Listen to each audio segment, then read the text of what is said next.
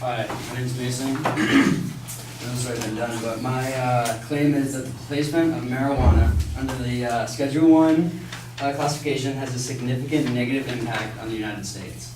So what Schedule 1 means is that it's the highest level of drug classification. It's in the same boat as cocaine, heroin, LSD. It means it cannot be medically tested for any benefits whatsoever. So first of all, there's a financial burden being placed upon the incarceration as well as enforcement of marijuana. In 2010, we spent $3.6 billion, according to the Huffington Post, on the incarceration and enforcement. This equates to time and resources being taken away from the police department.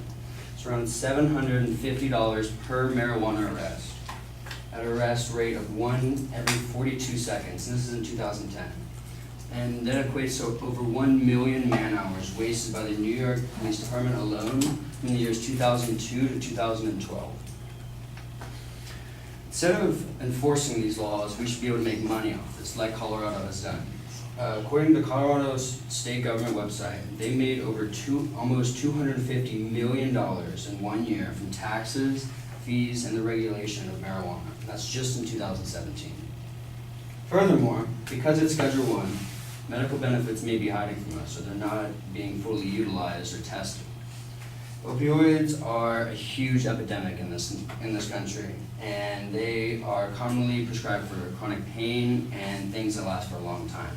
So people get addicted to them very, very quickly, and these addictions lead to death. In states with medical marijuana, almost 8.5% less opioids are prescribed as a whole to the state. Marijuana can be used to help with nausea associated with cancer and chemo, as well as in 2018, the FDA actually approved a CBD-based medicine. CBD is another family or another form of marijuana with no high feeling. It's not like you're going to get, like you're going to smoke this and get high. It's actually for medical benefits only. And the FDA actually approved it in 2018, and it led to a 39% reduction in seizures in a rare form of epilepsy.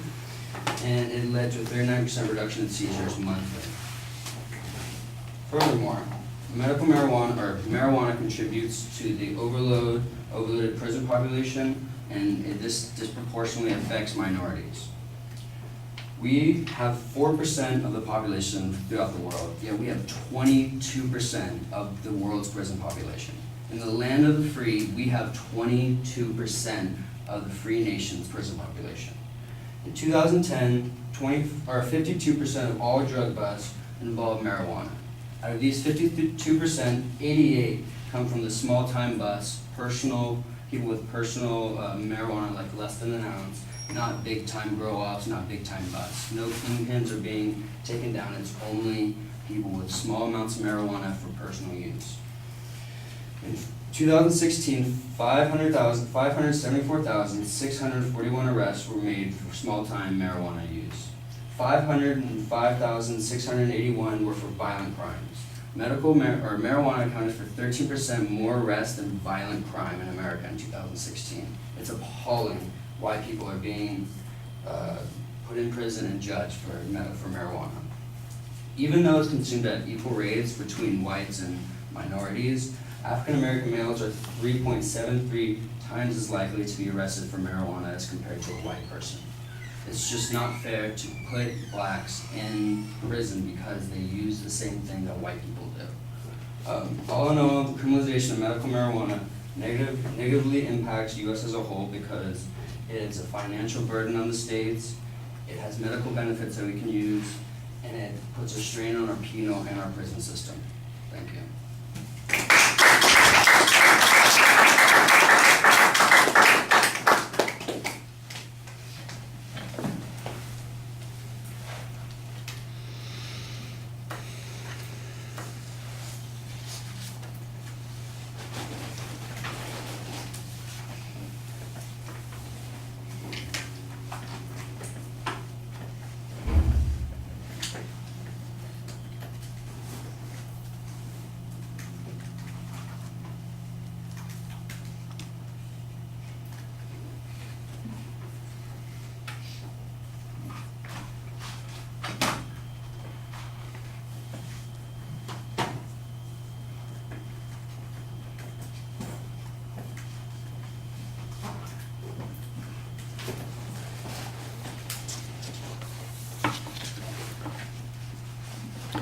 Okay, Mason, the argument that you start off with is that the classification of marijuana into Schedule 1 has created a huge number of problems.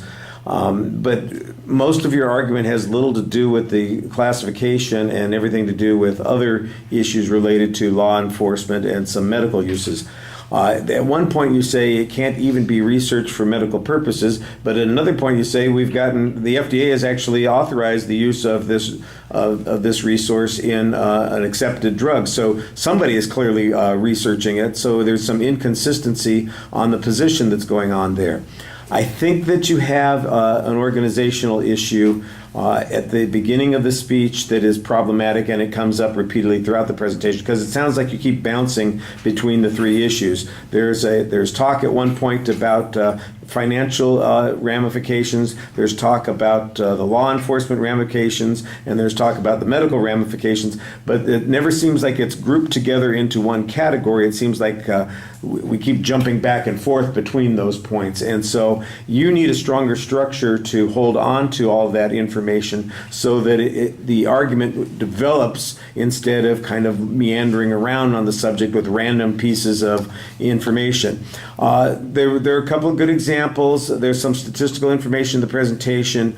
One of the things that I've mentioned a couple times before in some of the other speakers' presentations is that I'm not getting source citations for a lot of things. I get information about some things, but I'm not getting any explanation about where this data comes from. You mentioned, for instance, all of the small-time bust. You've got a bunch of statistical evidence. I assume that's probably the Department of Justice Bureau of Statistics or something along those lines, but you don't really explain that. When you got to the percentages of African Americans who are incarcerated or arrested rather than non-African Americans, again, that's another one of those things that I don't know where that data comes from. I'm not saying that you made it up. I don't think that you made it up, but I am saying that you need to cite the sources when you're presenting it. At the end of the speech, you kind of start to create a little bit more of a coherent argument by talking about the financial issues, the medical issues, and the strain on our criminal justice system. That seems to be the structure that would, tie everything together. I just wish it had been more present in the main part of the speech. So that's kind of a little funky, as they say. All right. Thank